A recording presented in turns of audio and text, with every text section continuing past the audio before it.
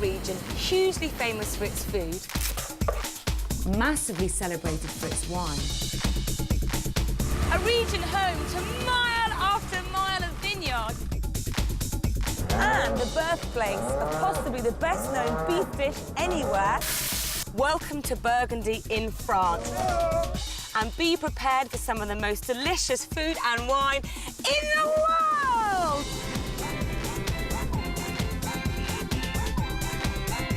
Burgundy lies in the heart of France, 2.5 hours drive southeast of the capital, Paris. My journey starts in the north near Auxerre, takes me to Dijon, the regional capital, and down south to Charolles, home to the most famous cattle in France.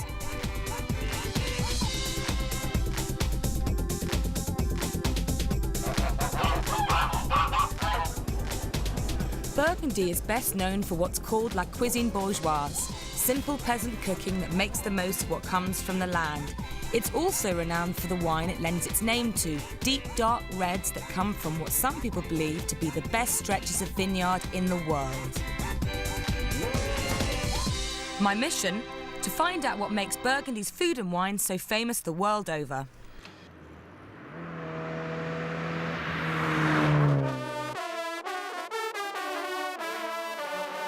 Coming up in the show, I'll be finding out how one town in southern Burgundy celebrates the end of their grape harvest. If my back is broken, I need a drink! Learning if I've got what it takes to be a head wine waiter in a top French restaurant. Bit nervous. And I'll be coming into very close quarters with the most famous cattle in the world. It's all about bottoms. Lesson number 1 in French cuisine. Forget supermarket shopping. When a Burgundian wants top-notch fresh produce, they only go to one place, their local market. This weekly market in Joigny has been running since 1828. I've just got to show you these carrots, they're fantastic. Look at these.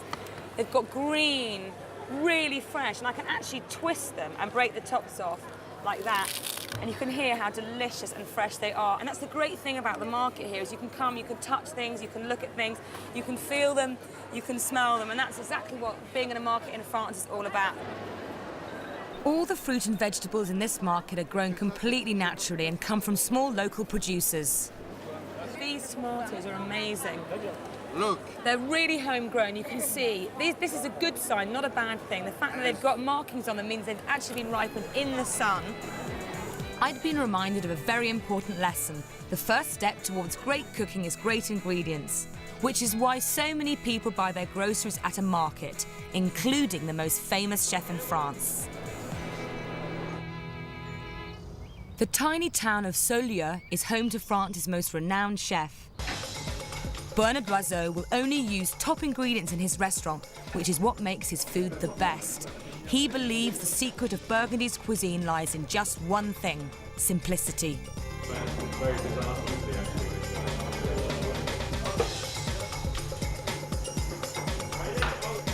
Le secret du bon goût, c'est les produits, d'abord. D'abord les produits de qualité. Saying that the true great food is down to great ingredients, basically, and that they're cooked at the last minute and they're not covered in cream, and I have to say I couldn't agree with him more. Bernard is one of only 2 chefs in Burgundy to have 3 Michelin stars to his name. The Michelin star is the greatest accolade you can award a chef in Europe. To have 3 means you know your pâtés from your parfaits. So how hard is it to produce food this good?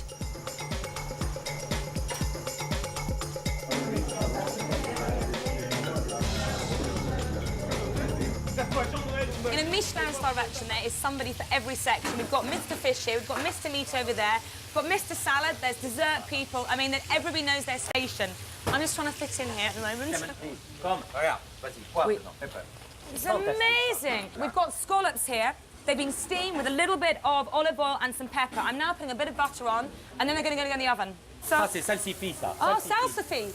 Very French, delicious. Ça, c'est incroyable, ça. It's kind of like celery meets leek meets kind of. D'abord cuit dans l'eau, d'abord. Oui. Bien Cooked in water et après and then, confit. And then fried in oil, delicious. Bon. Each dish brings out the natural flavour of the food and doesn't rely on heavy sauces and fancy garnishes. Ah, c'est salsifis. 2 sols et une canette rosée pour 2.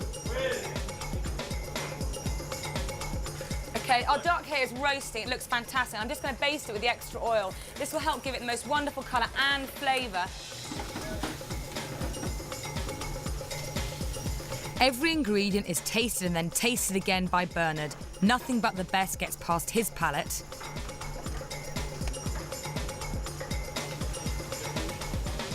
Lots of perfumes, lots of flavours. He's a passionate man. This is foie gras and truffles, two of the most richest, exotic things in the world. And what he's done is he's actually put the truffles in the centre of the foie gras and then cooked it. So when you break in, you get this amazing aroma of truffles. And I wish I could have that for my supper. But Bernard has a different supper in mind for me, the famous Burgundian dish, frog's legs.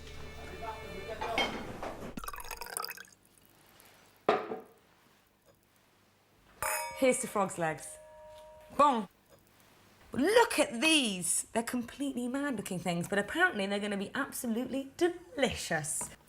So the first thing to do is to trim down the frog's legs until they form baby drumsticks. Oh, okay. Makes them easier to eat. Season them with lots of salt and pepper and dip in flour. Now, Bernard, quelqu'un m'a dit que c'est un aphrodisiaque. Ça, c'est vrai? Oui. Oui? Yes. Oh, Bernard. Maintenant, on va les cuire. Right, well, now we're going to cook them. Melt a large lump of butter and then add some duck fat. This will stop the butter from burning. Bien chanté. Ouais. Tu écoutes le bruit là? He said the pan singing. Okay, now tip in your frog's legs. They're going to cook for about 3 minutes. Turn them occasionally to stop them burning. La cuisine, c'est de l'amour. C'est de l'amour. Oh, oui. Now, Bernard's saying that food is about love. Out they come, let them drain. Right, time to move on. There's nothing that goes better with frog's legs than garlic. We're going to make a purée. C'est bon, le goût, hein? C'est très foncé. Voilà. C'est un aphrodisiaque? Aphrodisiaque aussi. Oui. Grenouille, persil, Gosh. ail, tout aphrodisiaque. Aphrodisiaque overload in this kitchen. So place your garlic bulbs into some cold water, bring to the boil, and then blitz to form a yummy purée. Fantastique. Voilà, Wow. c'est juste. Oui, c'est incroyable. Right, the garlic's done. Let's move on to our parsley. Plunge into boiling water for about 3 to 4 minutes until it's a vibrant green colour. Now plunge straight into freezing cold water and then blitz it up to form a purée, adding a little bit of extra water if you need to. Oh, Okay. look, that colour is incroyable. To serve this, put a huge pile of the green purée on the centre of the plate. On top of that, place a large spoonful of the garlic purée. And then surround with your crispy frog's legs. Voilà. Un peu de persil, Oui. un peu de l'ail. A little bit of the parsley ça, sauce, voilà. a little bit of the garlic. Tout mélangé, voilà. Ready? Regarde. Voilà. Tu vois? Incredible. We've got the taste, the freshness of the parsley, the creaminess of the garlic, and then the crispy legs of frog's legs. Mais c'est incroyable, incroyable, c'est fantastique. Hein?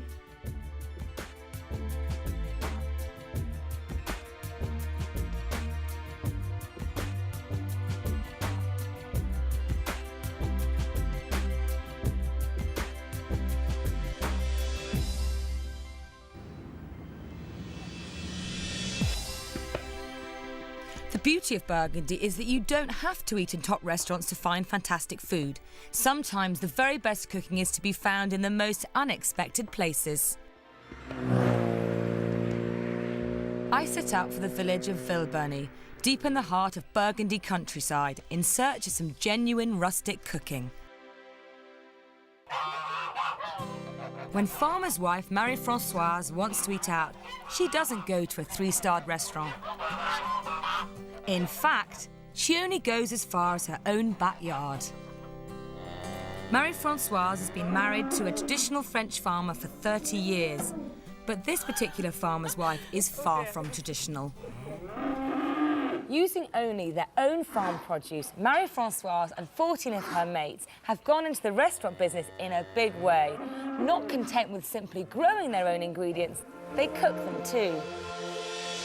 La Grange is a ferme auberge. That means it's a restaurant where the food comes straight from the farmyard. Started 20 years ago by one bored farmer's wife who'd had enough of being at home, these days La Grange is a successful business.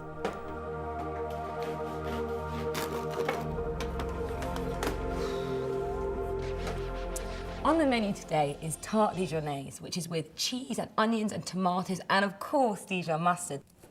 First of all, Marie-Françoise rubs flour and butter together to make the pastry base. Meanwhile, I had my own task. I've got to cut the onions. For a dish like this, the vegetables are simply sliced. This is a rustic tart, not nouvelle cuisine. Even our cooking utensils have a Burgundian twist. Well, that's classic. In Burgundy, they use wine bottles instead of rolling pins. After rolling out the pastry, it's time for me to slice some tomatoes and cook them together with the onions. Now the exciting bit. I add the special ingredient that puts the Dijon into tarte Dijonnaise. Voila, et voila. Dijon mustard all over the bottom of the pastry. Delicious. Now we're going to put the cooked tomatoes and onions on top of the mustard. That's so easy, no draining, nothing.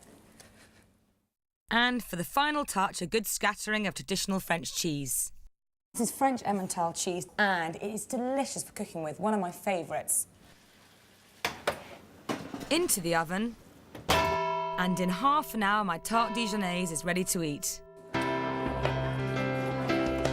1 o'clock and 80 hungry customers sit down for their lunch.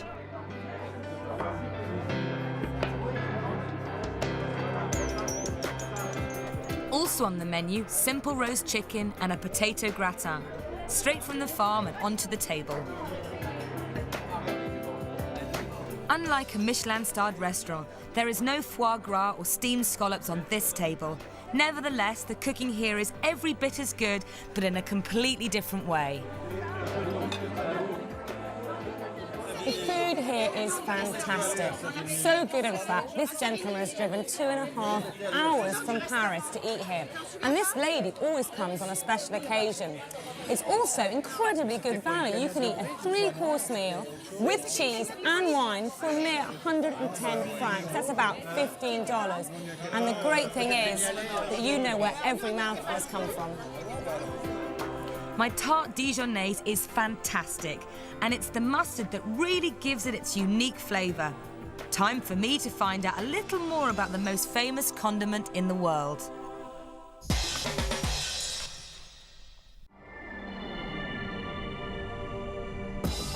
My journey takes me south, cross-country, to the medieval and majestic city of Dijon, the regional capital of Burgundy. This is the town where the Dukes of Burgundy had their residence in the 14th century. Mustard was already growing in popularity all over France, but the Dukes ordered huge amounts of it to be brought to Dijon for their feasts. So Dijon began making mustard itself, and by the 18th century, it had become the greatest mustard-producing centre in France. Mustard was originally used as a form of preserving. It concealed the taste of meat that had been sitting around too long. These days, the French consume 50,000 tonnes of the stuff every year. And here in Dijon, they like it hot. Meet Bruno Louvrier. His family have been making Dijon mustard for the last 200 years. Bruno first tasted mustard when he was 2 years old, and he hasn't stopped tasting since. So tell me, Bruno, which is the most original? Because I've never seen so many mustards before in my life. Yeah, the most original is Dijon mustard. This plain one here. Yeah. It's just plain Dijon. Would you like to have a taste? Okay, go on. Is it very strong? Yeah, it's quite strong, actually. Okay. Now this, I'm familiar with. This is great to cook with, isn't it?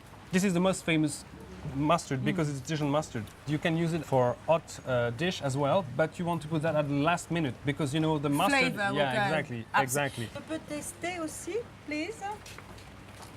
What? Yeah, sure. It's Mrs. Viella. Hello. Is that your favourite one? Delicious. Not too strong? No, delicious. Oh, good. Perfect. So let me have a try of this one. This has got nuts in it. I don't like that one. Sorry. You don't like that one? Okay. It's Hot not red good, peppers. yeah. Shall I have a taste? Yeah, sure. But you say I'm not tasting this one. I'm going to be bold. I'm going to take a big bite. A big one, yeah. Oh, wow, wow, wow. What she is going. Yeah. You won't be able to talk anymore, you know, it's going to Only be very now I'm hard. gonna- Yeah.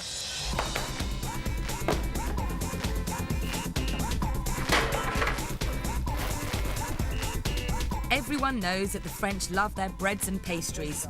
They eat 120 pounds of them per person per year. But in Spice Mad Dijon, not content with just hotting up their meat, the Dijonnais also spice up their bread. Pain d'épices, or spice bread, was brought to Burgundy by the Crusaders back in the 14th century and is a tangy mix of nutmeg, cinnamon and ginger.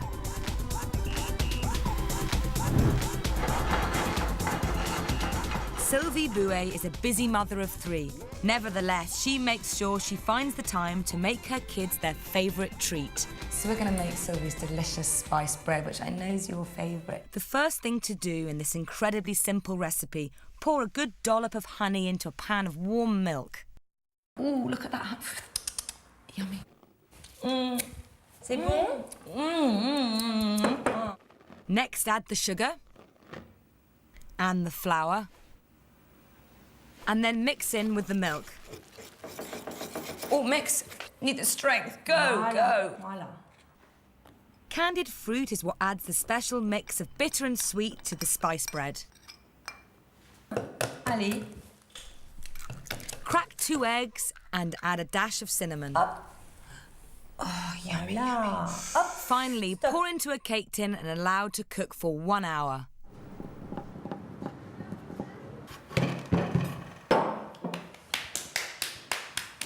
Yummy, let's try.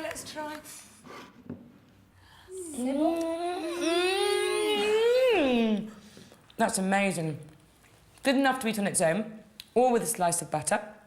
And apparently here in France, they literally eat it for breakfast, or for tea, or even as a dessert. Absolutely scrumptious. As well as mustard and spice bread, Dijon has one more claim to fame.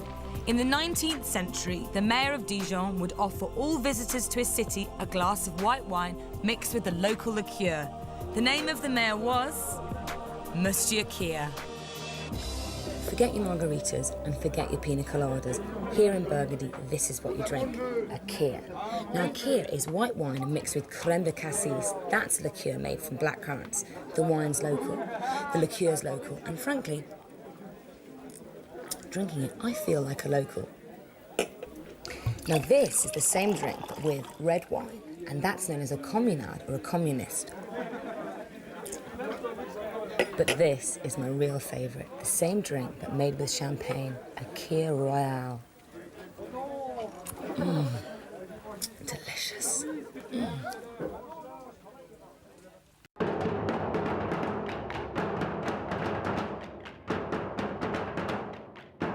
Climb the hills just above Dijon, and it's like you've entered another world. The medieval town of Flavigny is usually a quiet, sleepy place. But today they're celebrating their annual fair. Hundreds of people flock here every year to check out the bric-a-brac and try the local delicacies. You just can't come to Burgundy without having one of these little fellas. They're local snails with garlic, butter and parsley.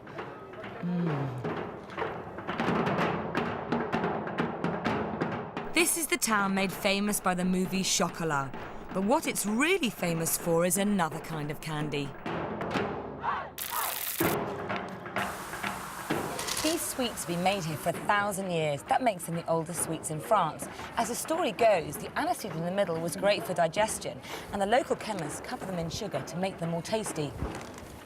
And not bad. 250 tons of aniseed candies are produced in Flavigny every year. They come in 14 different flavours, ranging from simple aniseed to violet and mandarin.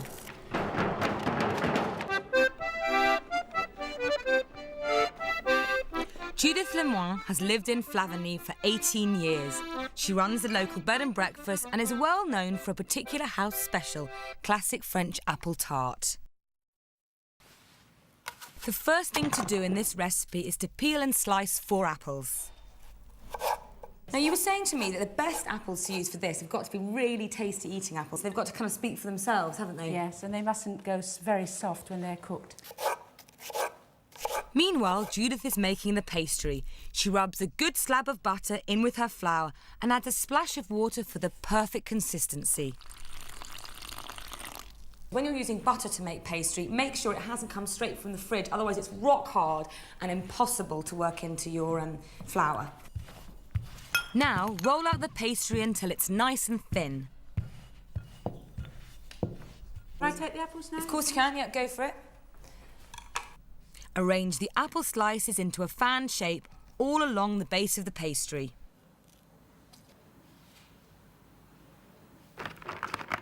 Now for the filling. Crack 2 eggs into a bowl. Look, special trick, there's a bit of shell in there.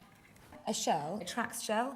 So you put it in and it gets drawn up and comes straight out like that. That's a great tip if you've got shell in your food. Now whisk up the eggs. Add the caster sugar and the double cream.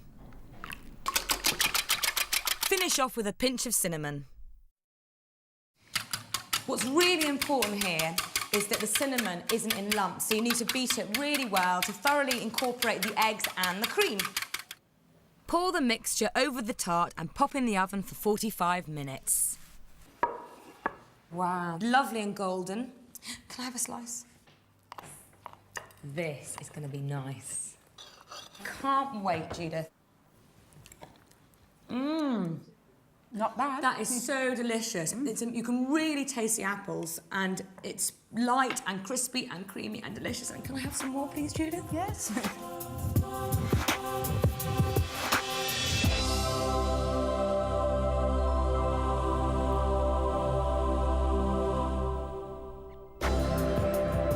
Burgundy has one of the most intricate canal systems in the world, rivalled only by the waterways of Amsterdam.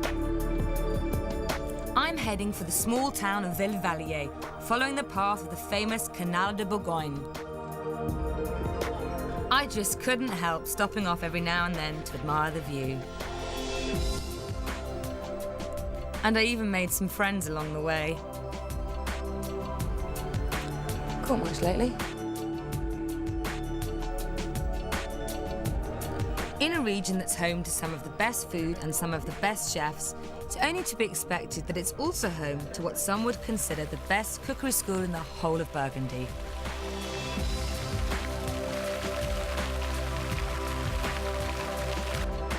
La Varenne is run by Anne Willan. She's been teaching traditional Burgundian cooking in the 17th century chateau for the last 18 years. Today we're going to cook one of her favourite things, wild mushrooms. Meet Monsieur Beaujolais. Monsieur Pocher, tout a été ramassé hier. He's been mushroom hunting for 23 years. By now he knows exactly what he's looking for and where to find it. Oh, voilà. Oh wow! Mushrooms we found! Oh my god, brilliant! Are these... Chanterelles, what are these chanterelles? Qu'est-ce que ce sont des chanterelles? C'est de la chanterelle en tube, c'est de la girole d'automne. C'est très très bon. It's the girole, the autumn Voilà. girole. Look! Those are lovely Voilà, ones. ça c'est très fantastic. très bon. Ah, si vous connaissez pas, il faut pas ramasser. If you don't know it, don't pick it. On va trouver des pieds de mouton. Monsieur Beaujolais leads us deeper into the woods in search of the mushroom known as the sheep's foot. Très très bon les pieds Bon. de mouton. Touche No, pas, it's- yeah, touche we- pas, touche pas, Don't touche touch pas, it. touche pas. Which one? The red Touche one? pas, c'est mauvais, c'est C'est le mortel. rouge. Oh, it's a bad one. C'est mortel, poison. Ah, that's really poisonous, he says. But these are Pierre de Mouton, these are the sheep's These are the foot. good ones. Can I pick These are the one? ones- Come on, dogs.